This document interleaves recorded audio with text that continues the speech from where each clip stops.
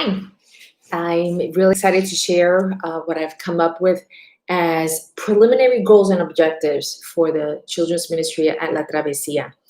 I'm one of the leaders, and I'm not the children's church director, so I don't make the final decisions. But this is something that I certainly, after discussing with my mentor, it's something that is going to be discussed as a committee, as a children's ministry committee with pastors and other staff members to see how we can then start implementing goals and looking at the children's ministry at a whole with a different light. And, it's been really beneficial.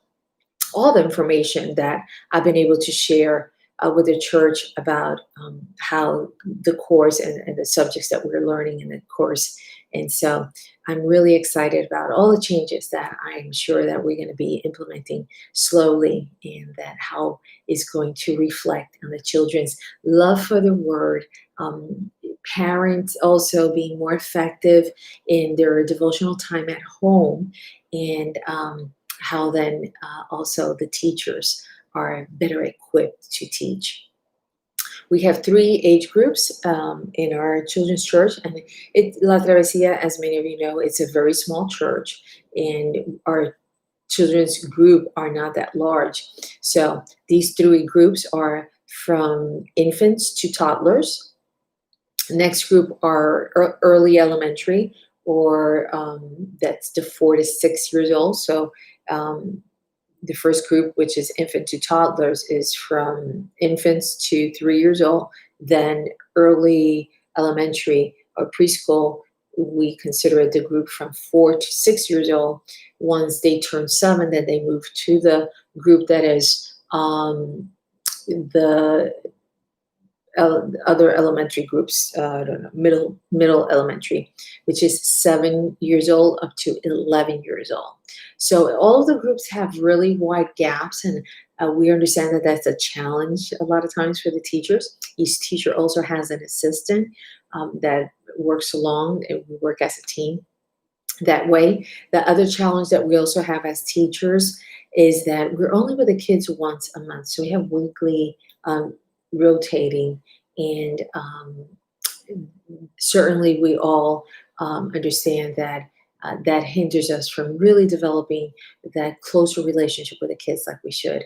And we need to reconsider. And at least with one of the groups, we decided that we have 4 teachers, and at least 2 of us are certainly willing to do once a month and take a whole month. So again, with these age groups, then one of the goals and objectives based on focusing on the learning styles and their learning development stages where these kids are at.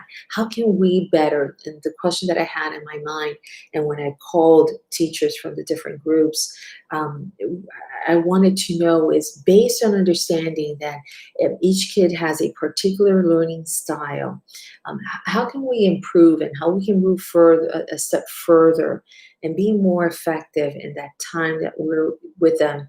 And I'm focusing mainly on Sundays, and that time that we are with them once a week on Sundays, where we're teaching the Word of God. The other activity that we have is once a month on Friday nights, and that's a separate activity that, with these goals and objectives, I haven't taken in consideration. So when it comes to the infants and toddlers, what we understood that is really necessary is that we need a lot more visuals, and teachers having more tools and helping teachers develop visuals in the classrooms. Not all of them, are really experienced teachers, and in that age group, none of them, as a matter of fact, they're teachers. They're mainly just parents. And so we need to be more effective in helping the teachers prepare and plan their classes with using a lot more visuals, and also then focusing on getting the 2 and 3 years old to be more engaged, in that they can be helpers because they like to help a lot, and also in taking advantage of the of the stage where they're at in vocabulary wise, that they have as milestones. And all teachers are working on ensuring that they're learning these faith vocabularies and Bible verses, but in a really short way, with the Bible verses based on no more than 3 words per se. So if they work together as teachers in planning better, using visuals, and focusing on a monthly basis on getting the kids to memorize short Bible verses, that's going to be a real big improvement for them. Let's see what else I wrote down here. So for the next age group, the preschoolers, which is the early elementary, definitely what the teachers shared with me was that we need the church, they're going to be requesting the church to help them with more audiovisual. The teachers right now are taking their own laptops and looking on YouTube for videos to support the material that they have. And so it's really a lot more effective for the church then to provide that for them. We also, one of the challenges that we recognized as we were discussing this was that we have, the way we communicate with parents is simply through WhatsApp, a chat for parents, and all the parents are in that one chat. Parents from the toddler group to the middle age and middle elementary and the preschoolers. And so we feel like we bombard them with information that for some of them is irrelevant. And we're not getting also feedback from the parents from what we're sharing with them, especially now where we're not meeting as a group. And so one of the things that I'm going to be proposing is to have separate chat groups per age group with the parents. And second of all, that we definitely cannot just depend on communicating with parents through the chat groups. We really need to have a better engagement with the parents in helping them to understand where the kids are at in the development stage, what's their learning style. And when we share and we talk with parents about those specific things about the kids, I think they're going to be a lot more excited to know that we as Sunday school teachers, in that little bit of time, we're going that far with working with the kids and the time that we're spending with the kids, and that we're so concerned and want to help parents, in discovering their child's learning style and working together in that, so that also their devotional time at home is a lot more effective, and that they see their kids, they're a lot more excited, that they ask a lot more questions, that they want to learn more, and again, in that stage that they're in developing relationships, that they can really identify with the stories that they're learning and how it applies to their own lives and all their little world, how God can become so big and so great that they admire God more, and they think that really Jesus is their really number one superhero. They really can expand their vocabulary and do a lot more when it comes to memorization of Bible verses. And one of the great things that is already in place is that they have implemented worship time, and they've seen a really big turnaround. So that's one thing that was recently implemented in early 2020, and that's giving a lot of really positive results. And the kids really love it, and they have their own little instruments, and they really like it. And so we want to do that, the same thing in the 7 to 11 years old, for them to understand what worship is all about. And even if we cannot right now do worship with time with songs, but worship is a lot more than just singing.